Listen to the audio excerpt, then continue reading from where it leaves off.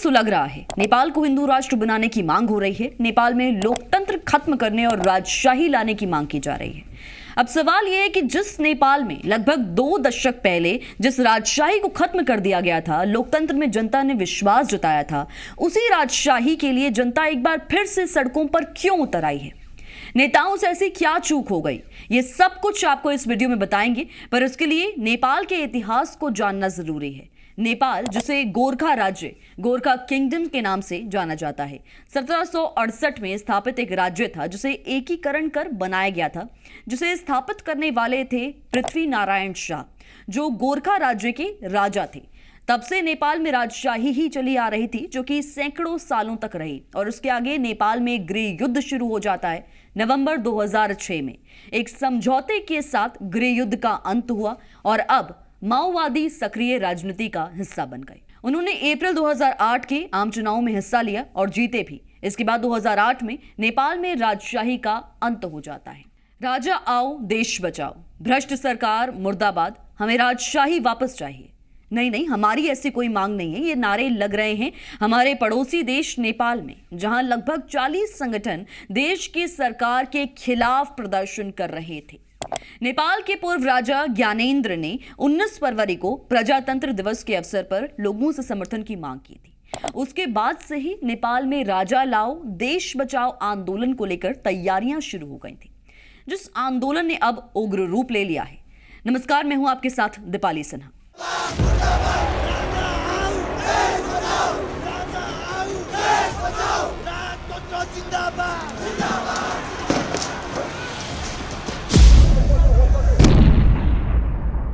प्रदर्शन तब हिंसक हो गया जब आंदोलन के संयोजक दुर्गा प्रसाद ने सुरक्षा बैरिकेड तोड़ दिया। और हुआ कुछ यूं कि दुर्गा प्रसाद, जो इस आंदोलन के संयोजक और इसे लीड कर रहे थे, एक बुलेट प्रूफ कार में बैठकर बनेश्वर की ओर बढ़ जाते हैं। बनेश्वर, जहां संसद भवन स्थित है, इसके आगे जो बैरिकेड लगे थे उन्हें तोड़ा गया और फिर सुरक्षा कर्मियों और आंदोलनकारी कार्यकर्ताओं में झड़प शुरू हुई, जिसके परिणाम स्वरूप एक साधारण सा प्रदर्शन देखते ही देखते हिंसक झड़प में बदल गया। इसके बाद अलग अलग जगहों पर तोड़फोड़ शुरू हो गई।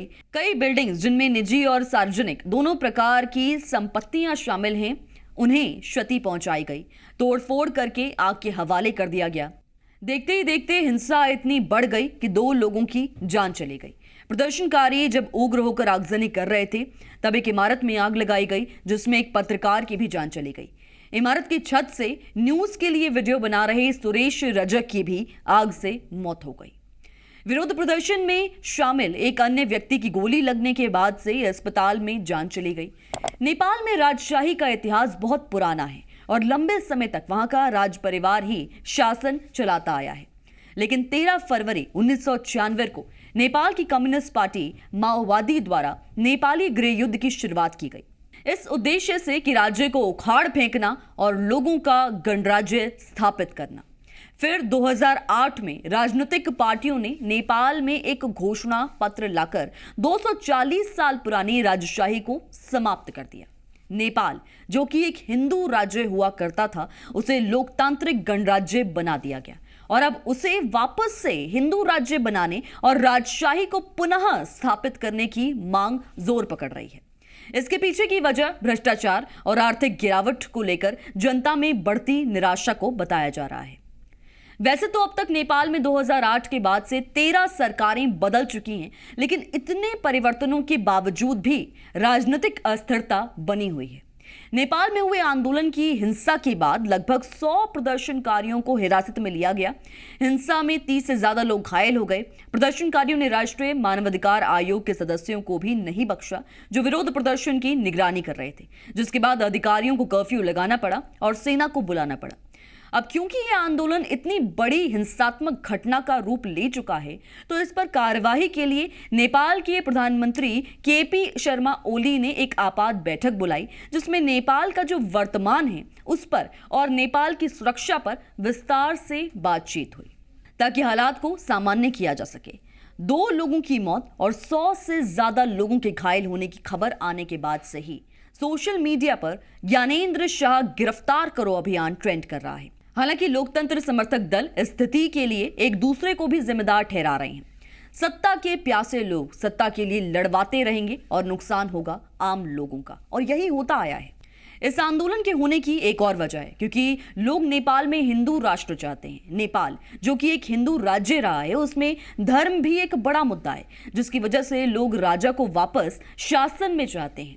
हिंदू धर्म को मानने वाले लोग 81% से ज्यादा हैं। इसके बाद बौद्ध धर्म, इस्लाम और ईसाई धर्म के अनुयायी हैं।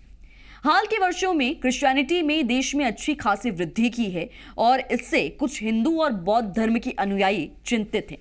क्रिश्चियन कम्युनिटी सर्वे के मुताबिक नेपाल में हाल के कुछ सालों में लगभग 7,758 चर्चेस बन गए हैं और इसके साथ ही बौद्ध धर्म के अनुयायी बड़ी संख्या में ईसाई धर्म अपना चुके हैं। ये वृद्धि और परिवर्तन नेपाल के बड़े हिस्से में चिंता का सबब बने हुए हैं और लोग ये चाहते हैं कि राजशाही एक बार फिर से स्थापित हो ताकि धर्म के आधार पर ही देश की पहचान तय हो सके। इसके अलावा भी नेपाल के पूर्व राजा ज्ञानेंद्र से एक विवाद जुड़ा हुआ है, जो राज परिवार के 9 लोगों की हत्या के बारे में कहा जाता है। हालांकि कई लोगों का ये मानना है कि पूर्व राजा ज्ञानेंद्र जिस तरह पहले भी सत्ता की चाह रख चुके हैं, इस बार भी उनकी ऐसे ही कोई मंशा हो और इसी मंशा में वो ये सब करवा रहे हों। खैर, आपकी क्या राय है इस पर कमेंट करके जरूर बताइए और देखते रहिए जी भारत। जी भारत।